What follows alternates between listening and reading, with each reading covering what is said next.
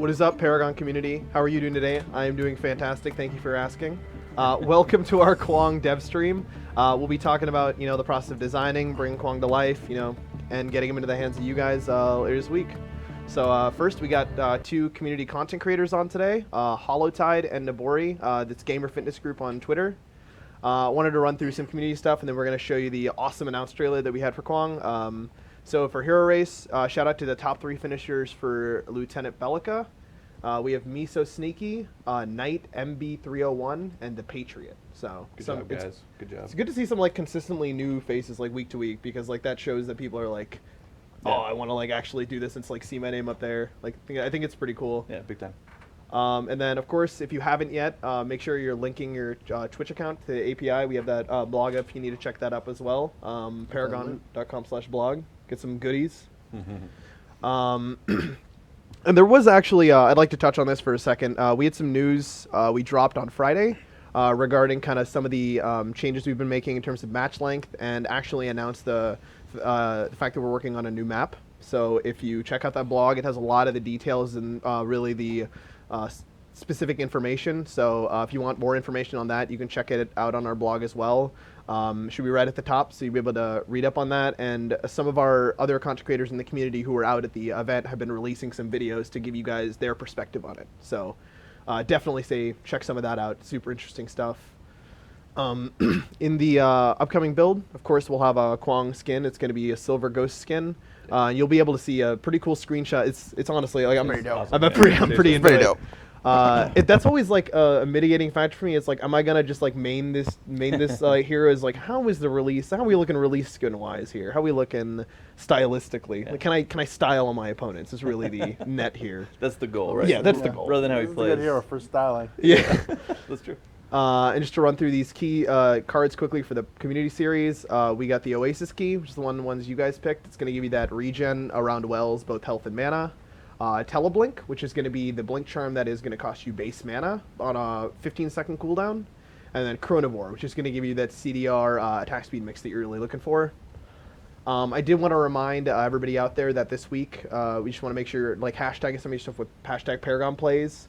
We're going to try and get all of those awesome plays you have, make some cool community highlights. Just use it for some community content, just really highlight the cool stuff you guys are doing in Paragon. So 32.1, that's going to have Quang in it. We're going to be launching that tomorrow. And keep an eye out for the release notes. They should be up shortly, if not around 11, so just keep an eye on the blog for that. But for now, let's jump into the announce video and check that out.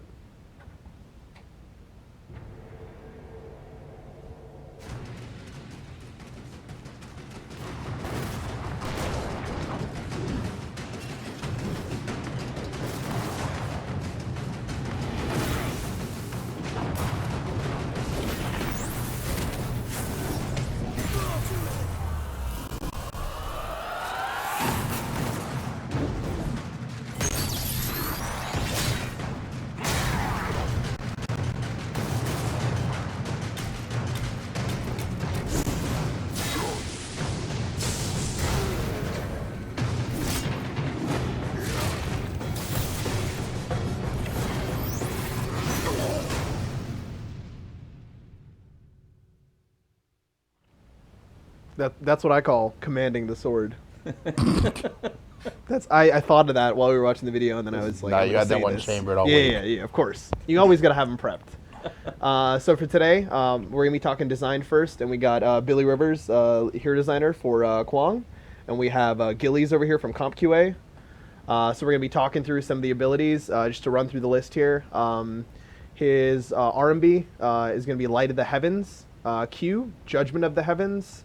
E is Gift of the Heavens, R is Fury of the Heavens, and his affinity is going to be landing on Corruption Order. That's right. So if you want to just go ahead and run through some of the abilities, we can just talk through them kind of one by one, what they do, kind of the goal behind it, working through the design. Sure.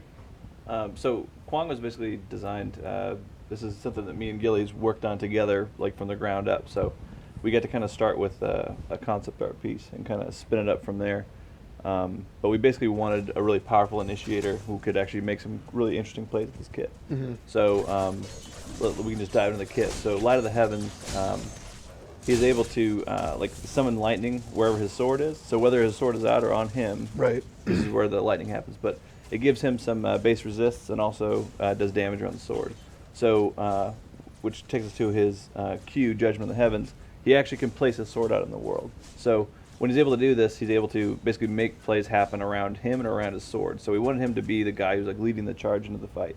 So if he puts his sword in the fight, then people want to be around it, gaining the aura that happens off of it, which is the next ability, the Gift of the Heavens. So this is actually going to be like a life steal, but also spell vamp aura. So you can use your abilities and gain life off of the damage that happen around Awesome. That's cool. it. So he's the first character we've introduced with this Spell mount. yeah, with this element in there. So there's a lot of gameplay that happens just around that.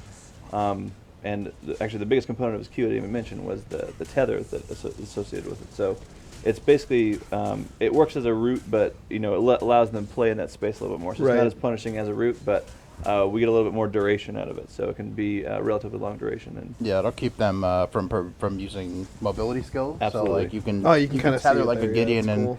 and he can run around within that radius, but he won't be able to blink away. right. So once you get them kind of in there, they're kind of stuck, and that's basically his core loop that he kind of plays around. So when the sword is out due to that Q, is your sword is out, are you able to basic attack and stuff? Can you do Nope. that?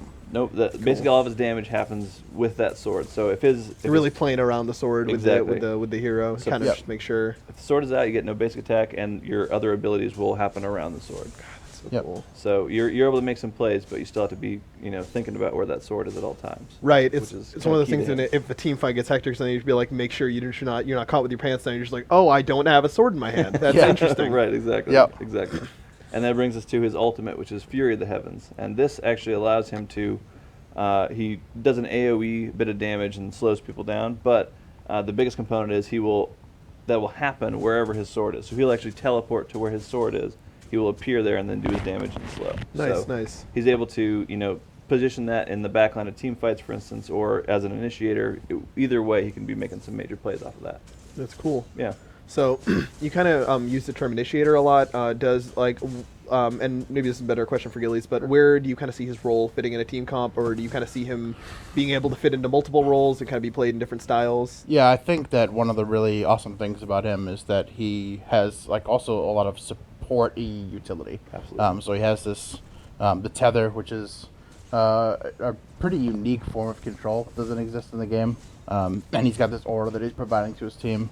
And then one of the really important things that kind of came out of when we were building him was he just felt like a guy that was completely determined, and you were not going to be able to stop him from getting to the guy he wanted to That's get right. to. Yeah, So we were yeah. like, how can we make this so that if he wants to get to you, he's got to you. Right, right. So yeah. So it's one of those things where you kind of feel that if I'm playing my cards right, I can try and like get a good positioning on the team and really set my team up for success in Yes. certain cases. Yeah, very much so. Yeah. And Yeah, he's got great setup. So there's if you think about the way it combos, he can tether somebody, and then think about like a Gideon ulting the two people he has tethered. and Right. he's getting the spell vamp, and it just works really nicely. I think I've seen some sick howitzer Quang combos. Oh yeah, I bet. Yeah, that was one of the things I think I'd heard like people talking about initially. Was just like, oh, that'd be a sick combo to try. Specifically, like in like some of the games, like in practice as you guys are going across designing the kit, was there any like major departures where you're like, this is definitely what we want like this to function? You kind of went through an iterative process with any specific abilities, because like the idea of having a sword you throw into the world and then interact with it is kind of like it's seemingly out there, because like you don't have a basic attack, and not having a basic attack is kind of a weird concept, it feels like. Sure, of course. Definitely, it was a matter of kind of iterating, getting the best feel of them. But we really wanted to, to hone in on that initiator, and he is going to work better with another player around him. So he's going to be comboing really well with other heroes. So we were saying, well, what if we sacrifice his basic attack so that the rest of his kit is more rounded and more powerful towards that Right. synergistic combos with other characters, and we got it in the math and everything. So it worked out really well. Yeah, and one of the ways you'll see that in the way that he actually plays is typically fighters are like, I want to be hitting stuff. Yeah. And he might opt to tether somebody and then try to leave the sword out longer to get more of that tether duration and allow his teammates to just like wail on someone who's tethered and then he can come in later and sort of finish the job after he set up his team. Absolutely. Right. And like in terms of inspirational, we were talking about design inspiration, and like some of this stuff may be covered because I know we have some awesome concept art coming later. But was it kind of one of those things where you had some form of art or some like base concept you were working with, and it was just kind of like the best way we see this character envisioning is being very tied to the sword, like Quang sword, like they're very close together, and it's going to be a key facet of his kit all the way? Or was it one of those things where you got the character, you're like, this is an awesome kit, we want to like fit, and it actually feels like it fits well with this hero? In this instance, we knew that we wanted like gameplay around a sword, and so when we saw like Quang's concept art, it just hit, right? Right. So we wanted to kind of play on that and make sure that that was the centerpiece of this guy's kit. So we kind of ran with that. Yeah, we kind of got there like over a few versions. So we had a lot of ideas from just like the concept, and then as we kind of kept going, we were just like, but how could we make this work with the sword? And then we just realized that it was all about the sword, and we really focused in on that. Right. This is actually like my favorite part of this clip because that happened. Goes back and buys, comes back. Yeah. So was that something you guys kind of had in mind, or was it like a happy? I mean, I'm sure this wasn't like a happy accident or something, but it was sure. Yeah. A lot of these were we will try this and see how terribly broken it is, and then when it actually plays out, and you go, it's not that broken. It's actually super fun. That was the first shocking thing. Like I remember somebody told me about it, and they're like, try this, and I was like, okay, I'll try it. And I tried it, and I just blew my mind. I've seen some really, really good prime plays and some other things around that specific move. So, yeah, there'll be some plays that come out of this character for sure. So going maybe just a little bit more into kind of the play style for some of the people out there who want to try it tomorrow. Gillies, like when you kind of like doing these like comp QA matchups and you guys are like playing back and forth, where did you kind of find yourself falling into like playing through the match, like in like maybe your personal choices, like some of the stuff you may have done itemization wise? Sure. Generally, he builds similar to other fighters, but he has access to cards like Tempest Pearl, which can be really great team utility. The typical roles he got played in was as a jungler or a solo laner, and he has these tools to be durable and to farm, and then he can roam and gank really, really well. Right. He can kind of stay in a solo lane matchup once he has his ult too, even if he's getting really bullied, because he gets to, he can leave his sword, then he can go back and heal, buy some stuff, and then come back, and now he's refreshed to keep going. Right. You're like sacrificing the potential lethality of your ultimate for like just trying to stay alive. Yeah. There's a lot of utility tied to that ultimate too. So awesome. That's generally where he got played. But he's very, very effective at ganking. Generally, it was he really needed to be moving around the map, setting up kills to find a lot of success. But and I think it's cool conceptually, and I may be a little bit biased because I'm like very heavy kind of a support guy at heart. But it's cool to think about heroes that just interact very well with other heroes, and not to say like, oh, personally alone they're like terrible, but like being able to have that concept of like this hero is really good at setting up for its surrounding allies. Yeah.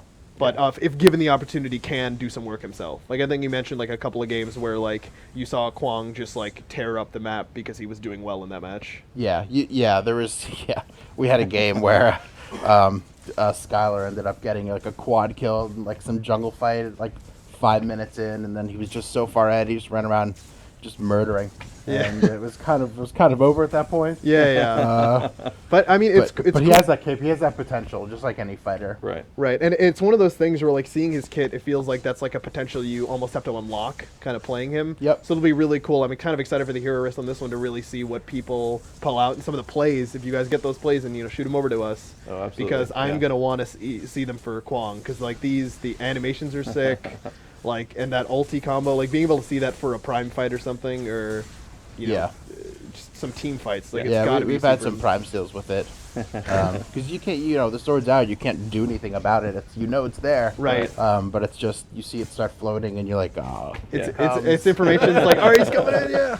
It's a big telegraphed play move. The thing will happen here, you just don't know when, right? Yeah, and it's like, how are you prepared to immediately like react and play around it? Like that's the other question. So that's cool. Like I feel like it's establishing like several levels of depth with the hero. So that's awesome. It's just a lot of creativity you can utilize with this guy. We had Just today we were playing him and we were sieging a tower, and our Quang threw the sword like behind the tower, and he just kept shocking them when they came to defend with the right mouse button. It was just like, it was super annoying because they're like, oh, we need to come up, we need to defend the tower, and he just like shock. Oh, I mean, that's the kind of thing where you're just like, wouldn't think to do that, but then you're just doing it, and it's like, this is working. Yeah. Yep. This will hopefully be another one of those, relatively easy to learn, but really difficult to master. Like knowing the amount of plays that this guy Like can you generate. get into the ground floor, but you work to get to exactly. the higher levels. That's awesome. Yep. Yeah, you're definitely gonna see some. You're gonna see somebody playing Quang do something interesting, and you go, I never thought to do that, and then you're gonna add it to your toolkit, and then it's just gonna be like over time, this hero is just gonna get better, and people are gonna find more creative ways to use them. Especially with like unique card combos and all the different things that you kind of bring to the table. So, yep. I can say for sure there's nothing Quang with that. So He was holding that in the whole time. I know. I tried so hard. Oh, I tried so man. hard. Well, on that note, I appreciate you guys coming on to talk through course, design and stuff. of course. It's always awesome to hear it because I think hearing like the intentions behind some of the kits and then seeing how it results, I'm sure, is like a cool process to just experience as well. Yeah, absolutely. It's a lot of like play and back and forth and like the conversations and stuff. I think that just generate them into a better hero. Which is great. Awesome. Cool. Yep. Thanks for coming on, guys. Yeah, thank you.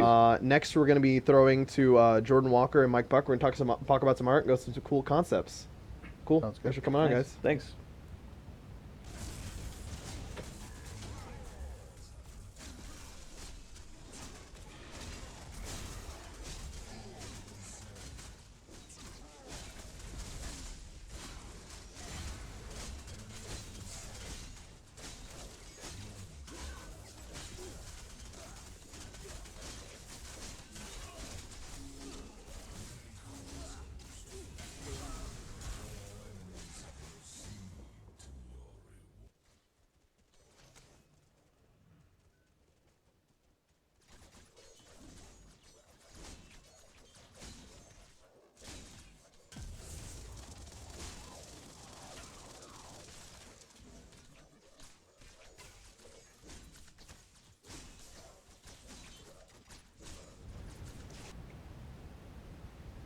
I tried to time that. Did I time that right? I probably timed it perfectly. We're fine.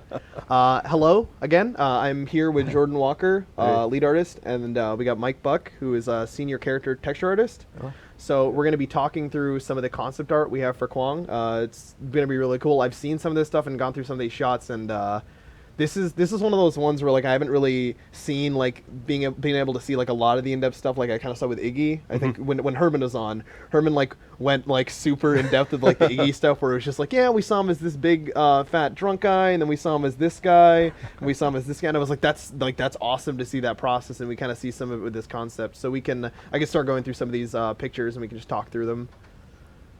So like the first one here we have like, it looks like some pretty early model versions. Yeah, these are pretty early, just figuring out like what we want to do with silhouette, what sort of, outfit we want to put with this guy. I mean, you can see early on the concept was he's a guy with a sword. Right, yeah.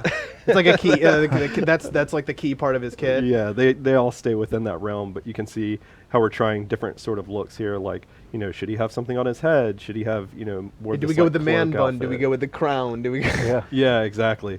And so we sort of ended up here and started revising from this point where, we wanted to give some of the armor a little bit of, like, not like it's from Earth, but still kind of tie into some of this, like, Korean style armor we were looking at. Right. And so there's this, like, interesting mix there. And you can see here we're exploring with, what if his eyes are more ghostly? Oh yeah, that's cool because it like plays up that almost mystical aspect of like that comes with his sword. It's like the man and his sword. He's like tied to the sword, and it's like Yeah, for sure. Yeah, I mean, speaking of which, to give you guys like that little lore tidbit Kale likes to give.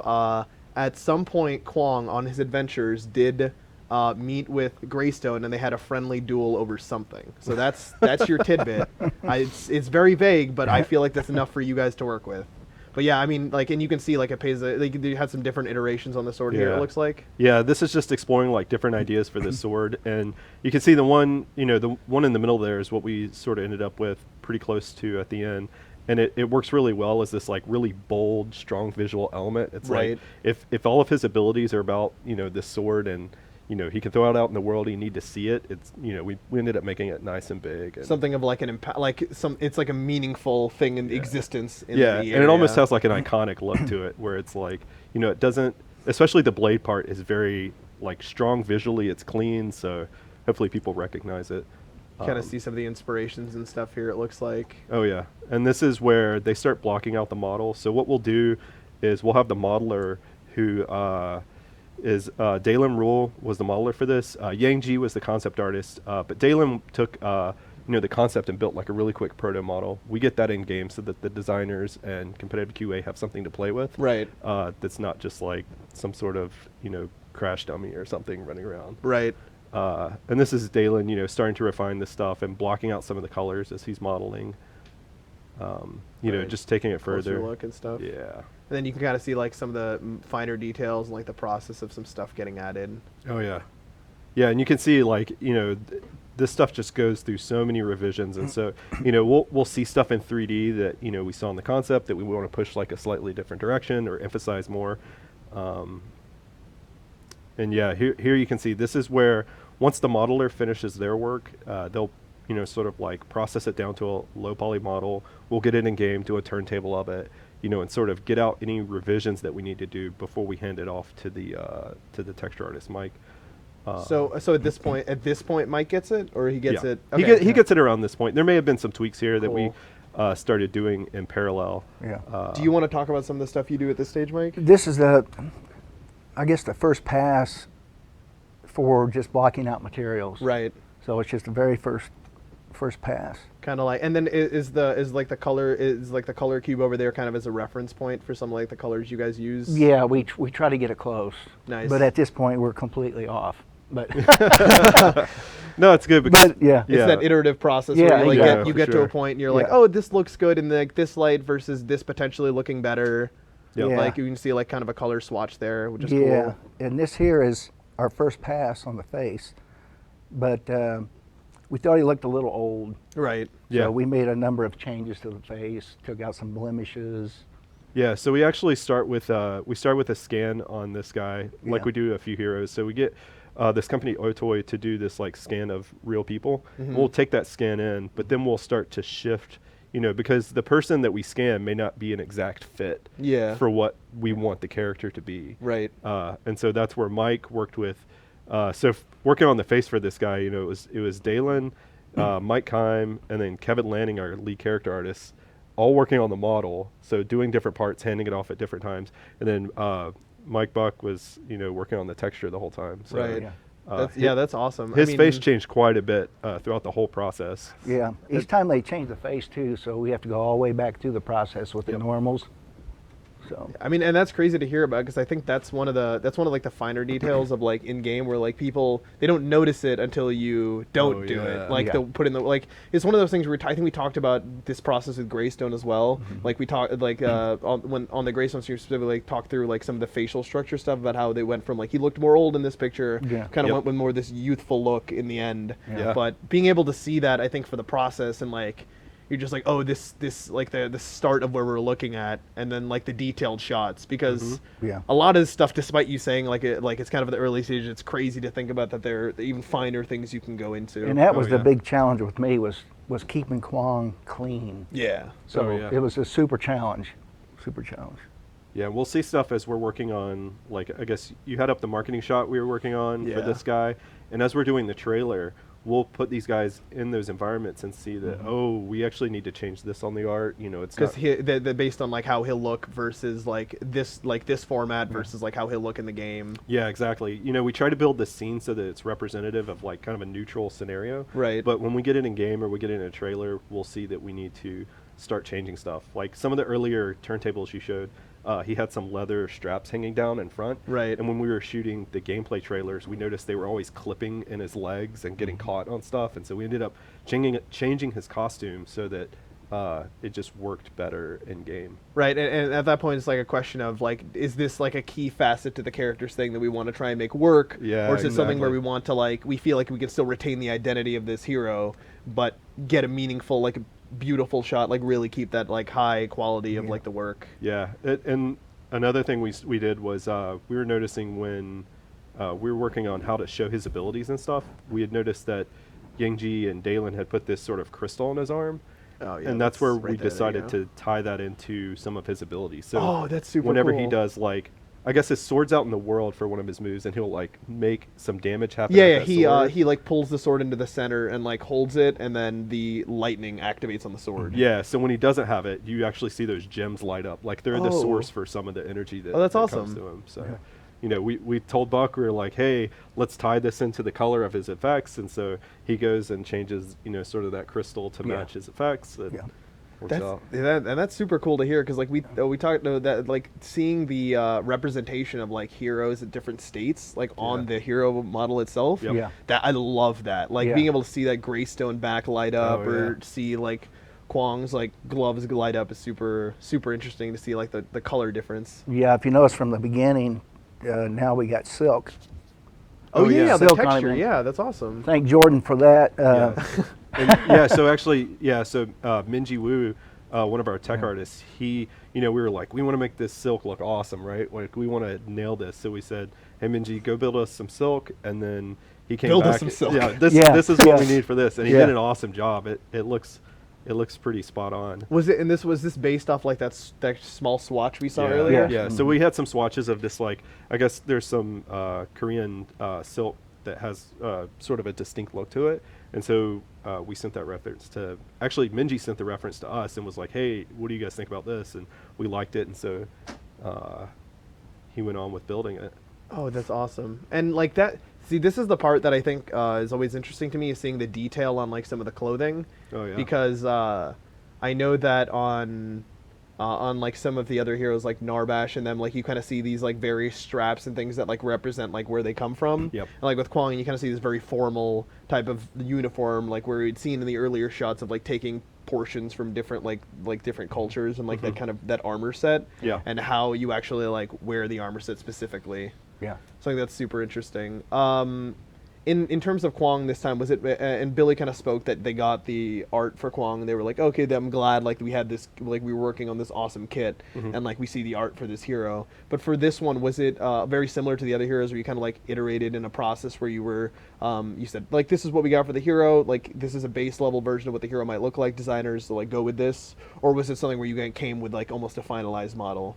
I think at least when I saw it, it was like, here's a guy with a sword. And I mean, he's pretty straightforward, but once we started getting in depth with regards to his effects, or sorry, his abilities, that's where we had to sort of think on our feet and figure out like, Right. okay, how are we going to convey this? You know, and Scott will talk probably a lot about that, but that's where we started doing the things like, you know, when we concepted this guy, we had no intention of making his arms glow or anything Right. like that, or the gem glow. It was just, that was a cool design element. they Yeah, but put in those are there. the things that you just do it and then you see it happen and you're like, I knew I thought of this for a reason.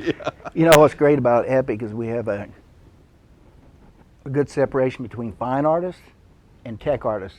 So the tech artists and the fine artists work really well together. Nice. And it takes a combination of both. Oh, yeah.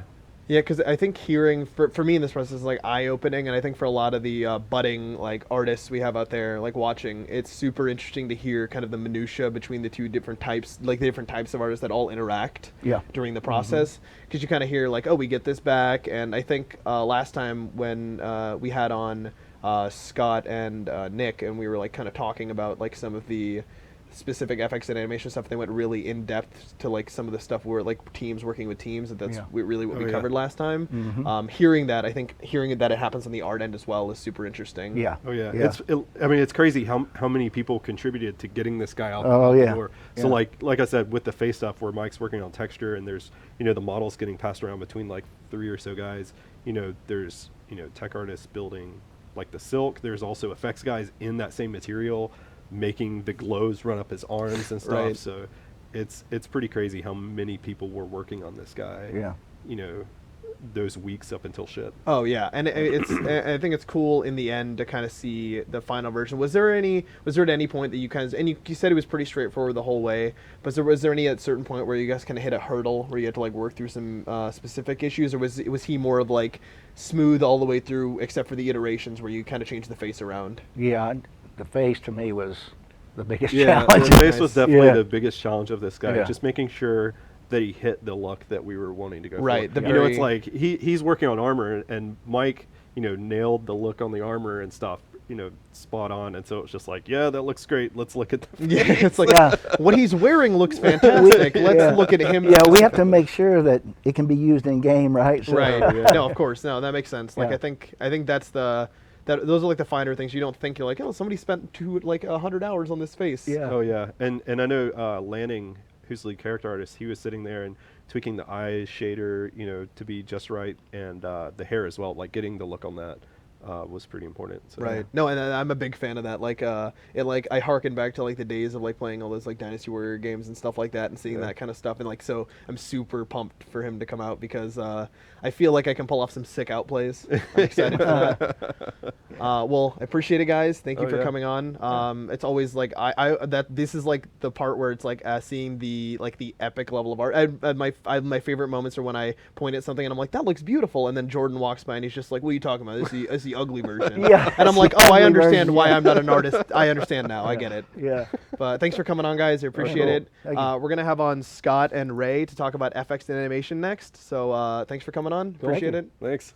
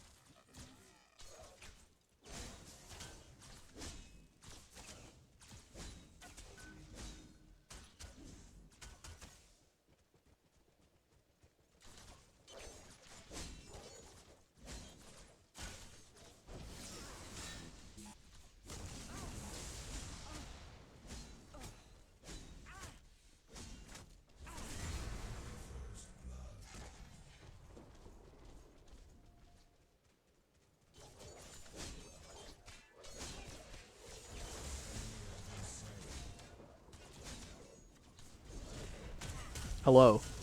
We are back again. I'm here with Scott Kennedy and Ray Arnett, senior FX artist and senior animator respectively. These dudes have been on before, so it's awesome to have them back on. Thanks for having us back. Of course. My pleasure specifically. I sent out the invites, so of course. So specifically with Quang, I know we have some videos, but I kind of want to just run down some general questions. With Quang specifically, was there anything you guys kind of did that ended up being any hurdles, like things you had to work through? Like, you know, Art kind of talked about working through some of the issues with the face, but Yeah, for animation specifically, it was his Q ability, where he can throw his sword into throw the the world. sword. Yes, the key. Because it basically duplicates everything, because you need a jog with a sword in his hands and a jog without sword in his hands. And Oh, you need yeah. one of everything. The with sword and state, without. non-sword state. Exactly. Right, So, okay. but a character who's built completely around his sword is like where he gets all of his power. It's a huge part of his personality. So a good recall animation involves his sword, right? Like Yeah. Any animation that has any personality at all should like kind of center around his sword. So then when it's gone, it's like, well, we can't reuse that, right? Like, so we have to make a different recall for him, and a different death and different hit reacts and all that stuff. So we try to. There've been a few heroes in the past where we try to that are similar to this. We always try to make the designers promise, like, please don't do that again. Please don't do that to us. And when this And then they just come to you and they're just like, hey, Ray, we did it again. Right, yeah. So when he first came along, my hope was to make the sword one-handed, because we could just sort of put another pose on this other hand when it's gone and reuse the animations. But it just looked too weird. It's this massive sword, you know, and holding it in one hand just felt terrible. So we're like, we just bit the bullet. And anytime an animator's on this stream, I'm sure we all mention Laurent, who is the animation programmer on Paragon, and he had the idea, like, well, for travel mode, we can have him put the sword on his back, and then we'll reuse those animations for when the sword's in the world. So we basically made the travel mode set without the sword in his hands. We put it on his back, and then when the sword's in the world, of course, it's not on his back, but we can reuse the rest of the body. Right. So that helped us a little bit. But that was probably, for him, that was the biggest hurdle. There really weren't any like technical issues that were really hard to sort out. It's a guy swinging a sword, basically. But it was a volume problem of just the number of animations that were needed. Right, that's awesome. And same question, Scott, if you had any Actually, specific FX things. Yeah, it's kind of similar. There are two things. One with the same thing with the sword out. like in particular his right mouse. It's this AOE ability, and so designing that ability to work with him, with it right in front of the camera, and while you're doing it, looks a lot different than when it's far away and on the sword. Right. So it ended up having to be a totally custom new effect just for when he's holding it versus when it's out in the world. So same kind of thing, like his recall animations, he has a special, effects for his recall, and with sword or without sword, all that kind of stuff. Yeah, and I think what's cool is like that'd be kind of cool for like people to like discover in game is that they're recalling with the sword and without the sword, and they're just like realizing like, oh, this is different. Like this isn't the same thing. Yeah, and then probably the biggest hurdle was sort of in the beginning. We weren't quite sure if we were going to go with sort of a heavenly light kind of look for his abilities, or if we were going to go for this lightning type thing. The lightning actually ended up working out really well with his ability set, like lightning coming down through the sword and then arcing out, and tethering people right with electric arcs. With heavenly light, that might be a little hard to like come up with what or visualize. So no, that's and it's always cool because like I feel like I always hear that, like either from you guys or like somebody in the process, you guys are just like, yeah, we were trying this thing and it just worked out. Like we looked at it and then everything just kind of clicks, and that's sort of the process that you kind of iterate. You're like, we have these two versions, we all come together and take a look, and it's everybody's like, oh, this is exactly what we want. We knew it when we saw it. Yeah, I was able to actually incorporate some of that original heavenly light design into it too. Like if you notice when the sword comes up, there's sort of light shafts sort of form around it, and so still got it in there. So we can start going through some of those videos. I think it's Ray's animation videos first, so you can talk through some of these. Yeah, sure. So this first video is in Motion Builder, which is a kind of a motion capture cleanup software. And you see this is our guy. And in a moment, you'll see a yellow skeleton kind of pop on. And this is actually the first rough mocap for his R ability. In a second, you'll see this yellow skeleton. So basically, that skeleton represents the mocap actor. And we had a great martial artist and actor named Kenji Saikozi, who came out and did the mocap for us. So this is basically, we'll have a mocap shoot that usually lasts a couple days. His lasted an extra day. But so once we get that and it's processed, our mocap guy, Jerry Gilland, who is just a superhero. None of these heroes would ever get finished without that dude. Like, that poor guy, holy cow. But anyway, I think he sleeps maybe 2 hours a night. But basically, once we get this data back from him, we sort of look through all these takes, and I'll say, okay, so we had maybe Kenji do this, maybe 12 times, a bunch of different ways. Of course. And we look at it and say, okay, of all the things we're looking to get, this is probably the closest thing. So if you want to go on to the next video. So we process it there in the motion capture software, and then we fix any sort of big problems in there, and then we bring it into Maya, which is our animation software, and you can see like how much way faster it is now. There's the sword swings through like much more kind of dynamically than it did actually on the stage, because it's just there's no way a person can actually do this. And then also we kind of pull him in place. You saw how he kind of like varied off to the side on the actual day. So then once this feels like, okay, this feels pretty good, I'll get it to like, I feel like it's maybe 75% of the way there, and then I'll check it in. So if you want to go into the next video, you can see it actually in game. So once it's in, then Scott can start like adding all these crazy effects. We do a camera shake, and then once that stuff's in, I'm like, okay, that's probably good to go. I don't need to do anything else, right? Or you say, okay, I need to work on that animation a little bit more. Right. So yeah, that's basically his R ability taken kind of from mocap through animation and then there into the game. And you can see like Scott just, and the effects artist, the sound guys, all those guys like pile on top of our animation, and we're just like, man, it feels so much better than it ever does in Maya. Like, I'm sure that's like a thing where you like you do like all of the process of getting the mocap, doing the animation, and then you see the FX like later in the process. You're like, oh, that looks great. Yeah, yeah. And something I should definitely mention also is this character was actually the first time we've split a hero. So Michael Shin, another animator, and I tag teamed this guy, and most of the locomotion Michael did, and then most of the abilities and attacks and stuff I did. But yeah, it's really interesting. And something else that you may be able to tell in the video is a little camera shake. It's unbelievable how much better everything feels once the camera shakes a little bit. All the attacks feel better. Oh yeah, the subtle things, like you don't really think about it when you're playing because you're just like, oh, this is how this should feel. Yeah, exactly. But there's a reason it should feel that way. Right. Yeah, without it, it feels so sterile and dead. And then as soon as you put this little camera shake on there, it really sells everything much more. So, question about that. So, like So you guys really work pretty hard with like more about the mocap stuff? 'Cause I'm like really curious. We Sure. kind of like surface level kind of hit it with Scott last time, Mhm. but is there any like when you're working with like the mocap artists like Kenji in this case, do you kind of have, is there like a lot of guidance in the process? Is it something where you have to go back and record certain abilities again if it's like, hey, we didn't get exactly the look we kind of wanted in game for this one? Yeah, oh yeah, for sure. There's kind of a back and forth because guys like Kenji and these actors, they know way more about like swinging a sword Right. than I do at all. So most of the time they'll bring something like that's natural and interesting more so than what I would actually ask them to do. Mm-hmm. So I try to like, well, okay, do like the coolest, most interesting thing you can do, and then we'll see like if that informs how we're going to do the attack or the ability. And then we may have some like, well, we always have some preconception in our mind of what the ability is going to look like. Like I'll talk to Billy. Sometimes I'll talk to the effects artist you if it's talk to heavy me. effects. Yeah. Like we'll talk about like, what are you guys planning? Like, what do you think in your head for this ability? And then we'll carry that into the mocap Right. shoot. So for some of this stuff, like I would ask Kenji, like, do this, and he'd be like, well, you really can't do that, or you really wouldn't do that. And I'm like, but pretty please, just do this. Yeah. Like, we'll try, we'll see if it works. And then a lot of times it wouldn't work, and sometimes we would just have to make it work in animation or Right. whatever. So it's an interesting back and forth, and we were lucky to have someone who was like really experienced martial artist to help us with Quang. But that's kind of the way it always is. Like it's definitely a back and forth, and sometimes we come back and we say, you know what, we need to do a pickup shoot because a lot of this stuff didn't work. Right. So we'll go back to the mocap stage and That's shoot a cool. little bit more. Yeah.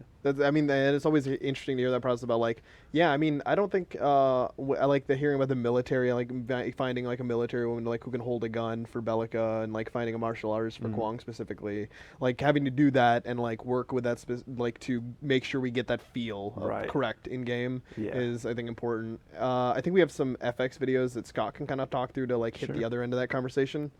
This is Oh, yeah, so I wanted to show this off because a few heroes back for Richter, Tim implemented basically what happens when his abilities go off in the water. And Yeah. so the water boils and bubbles and everything. And I just wanted to talk about when we work on these heroes, we try to take what we've learned in the past and then implement and go further with it.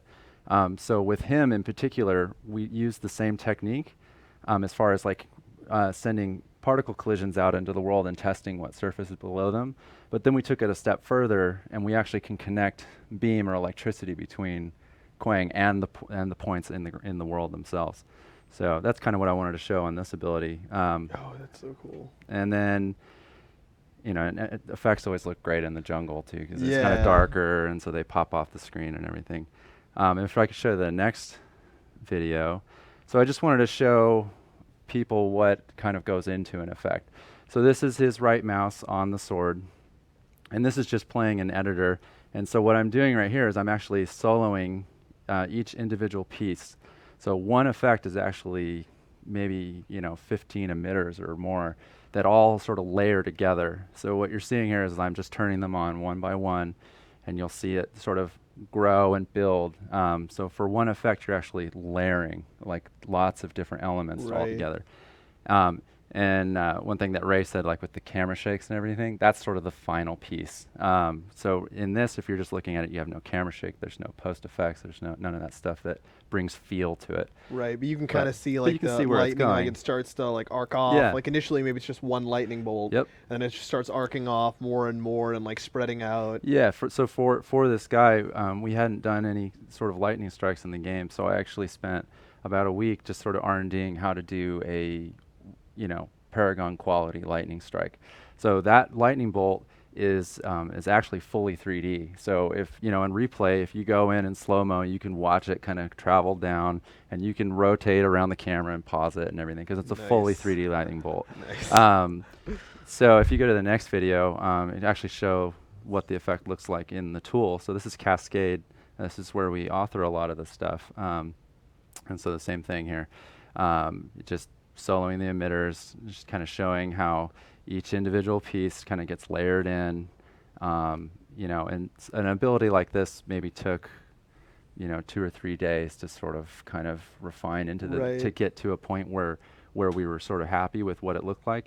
And then basically through the rest of the hero, you're constantly coming back and iterating because we go through our hero review process where everyone gets to sort of chime in, you know, Give animation gives feedback, design gives feedback.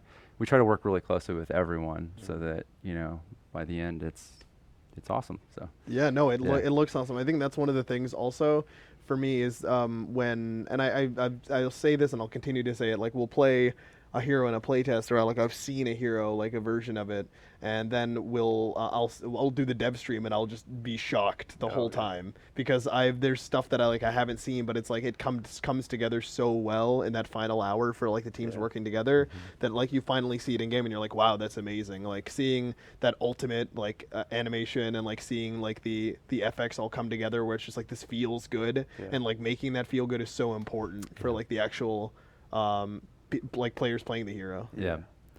The very first hero review, everyone walks out like dragging their like, feet. It's like, oh my goodness, we've got so much. We got work so to much do in a stuff to few do. weeks. Yeah. But then like the ISR is on it, and everyone just piles on it, and those last few weeks, things just skyrocket in quality like so fast. Yeah, they really do. That's yeah. I mean that's awesome to hear, like that process, like it feels like an organic process for like actually creating something awesome. Yeah. So Yeah. I appreciate you guys coming on again. Yeah, of course. It's always great to have you. Yeah. Next we're gonna have on our community content creators, Hollowtide and Nabori. So thanks for coming on, Yeah, sure Scott and thing. Ray, Cheers. and have a good rest of the day. Yeah, you too. Thanks a lot. All right, you too.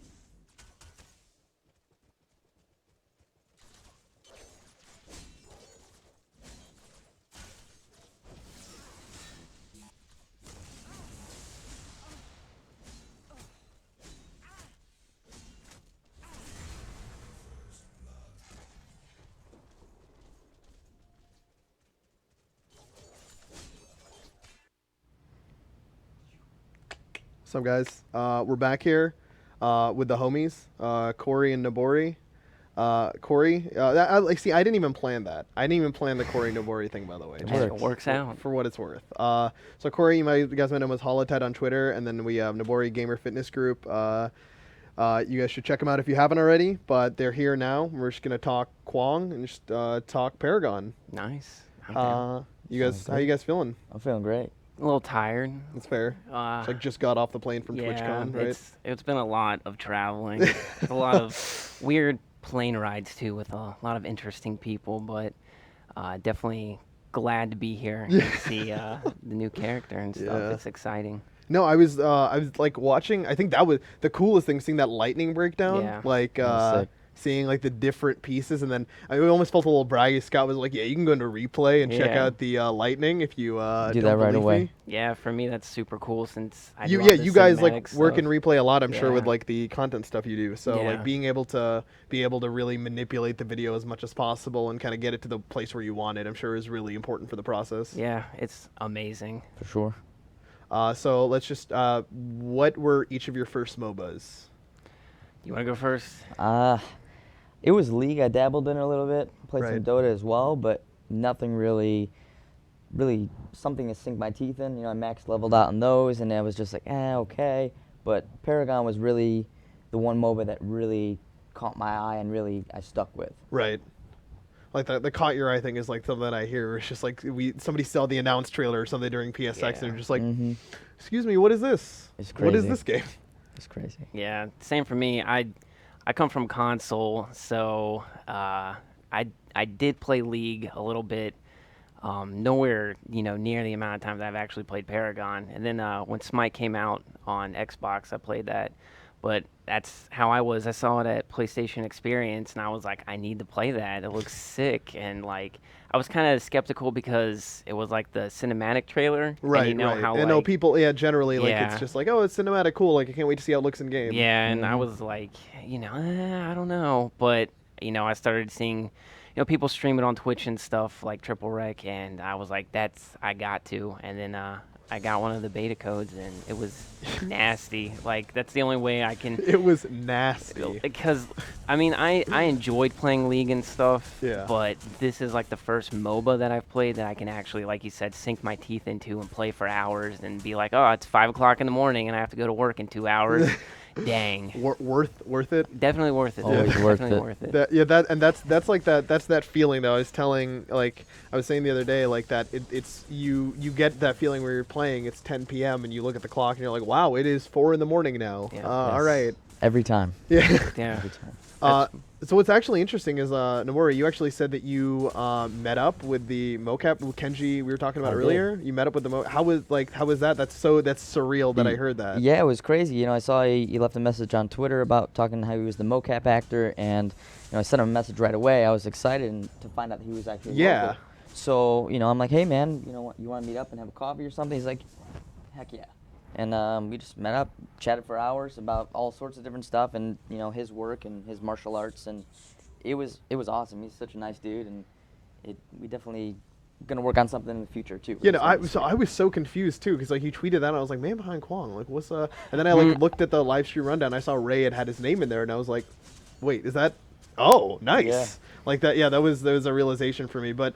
I think that was a cool. I don't know how you guys like feel about like all the mocap, but like I thought it was really cool to hear that we got very specific. That's what they do for their living. Like that's why they're doing the mocap for it. Is that's like that's their life. Like basically they started doing the martial arts stuff and then moved eventually to the doing like this kind of mocap stuff and being able to like embody this hero in a certain way. Because like that's what you are Yeah. really. You're trying Yeah, to for embody sure. it.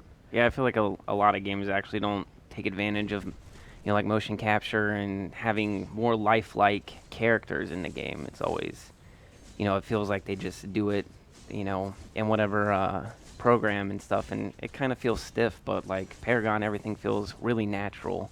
It looks natural. So on that note, what are your favorite heroes? Let's go. Let's hear it. Well, Let's hear- Feng let's Mao. I can start judging you as soon as possible. I know. Feng Mao is still my favorite. Right. A classic. He's the only hero that I've mastered, honestly, and I play a lot. I've played almost over 27 days playtime in Paragon. Oh, Yeah. nice. So his animations are phenomenal. I love him, but him as a character is really, really great. Nice. Oh yeah. I think that feels like a fine wine. It's just, you get Yes. better. It feels like all the people like come on and are like, yeah, I'm a Feng Mao, and then I like see him on live a couple weeks later. I'm like, getting better. This is nice. It's like a fine wine. Yes. OG. How about you, Hollow? I'm kind of different because it's not like who I like to play the most. Like character-wise, I really, really like You Sevarog. can like resonate with it. Yeah. Yeah, so Sevarog is got it. super cool.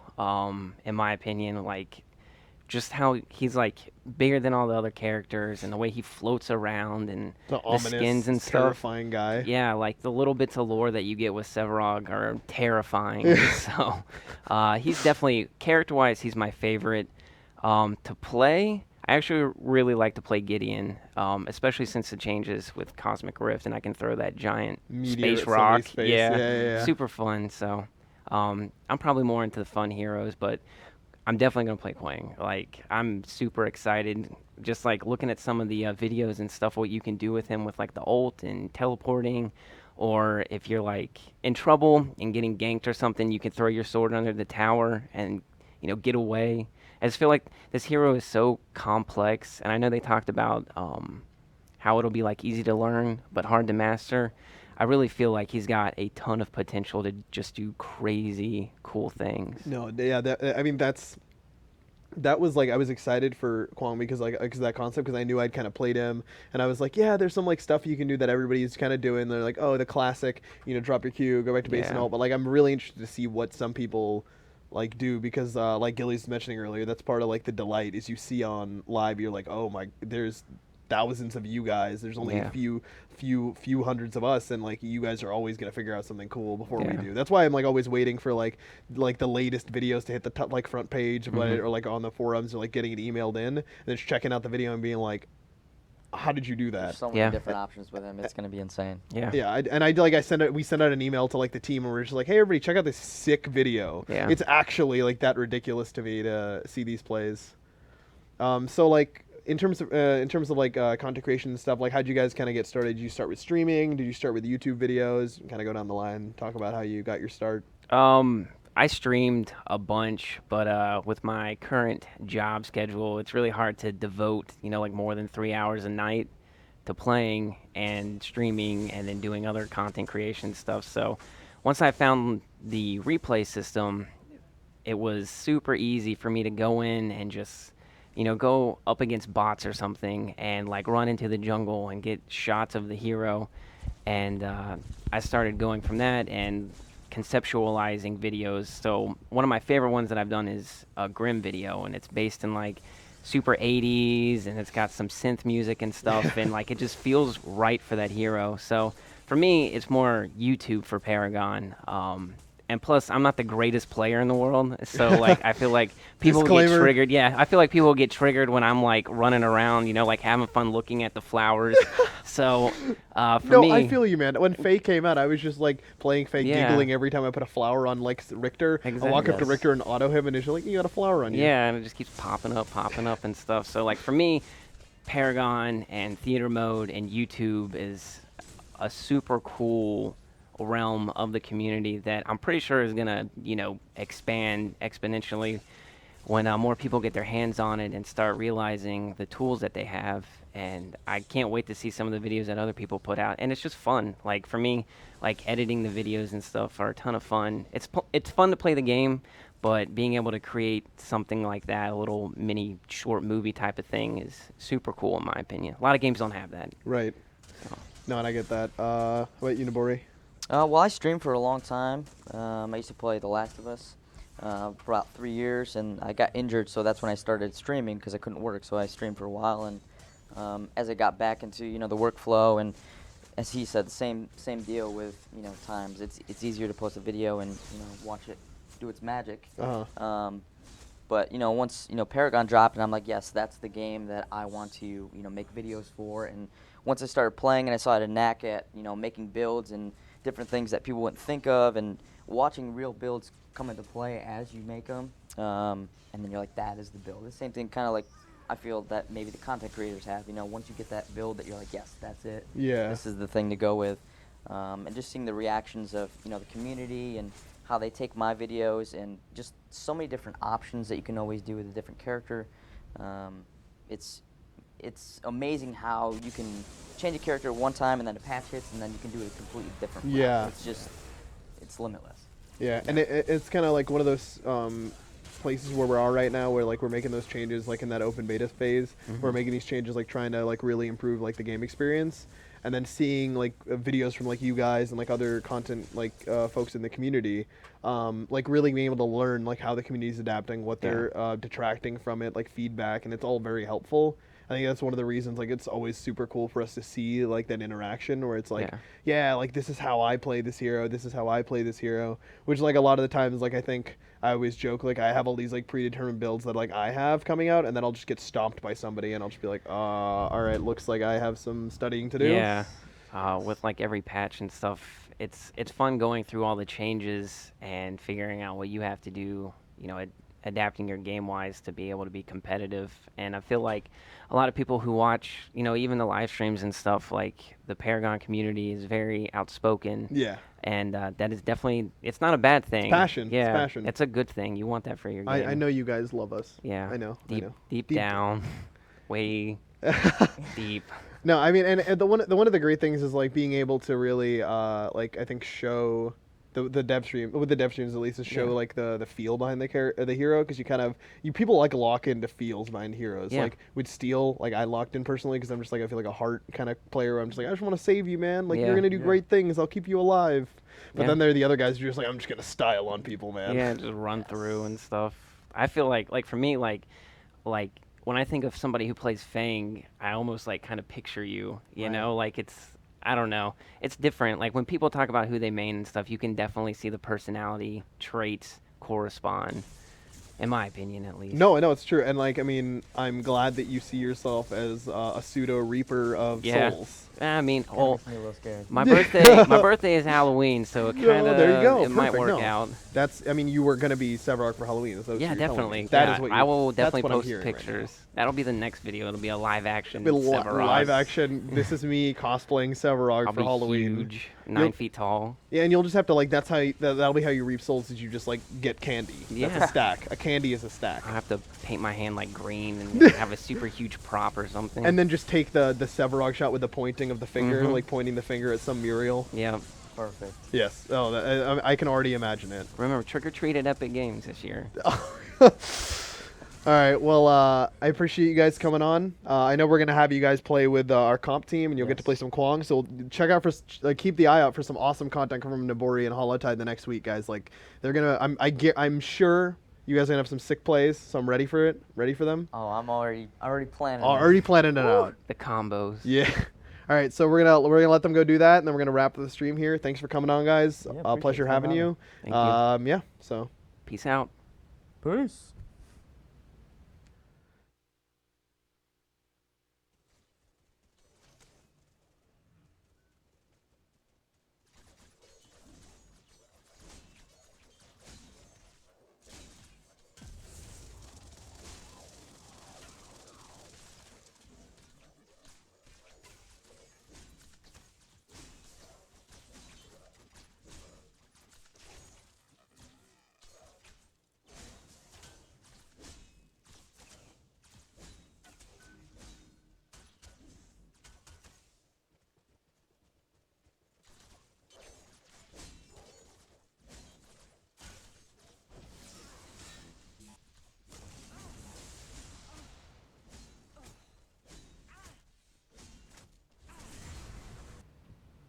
Hey, what's up, guys? Just gonna wrap up the stream here really quick. Thank you all for coming out.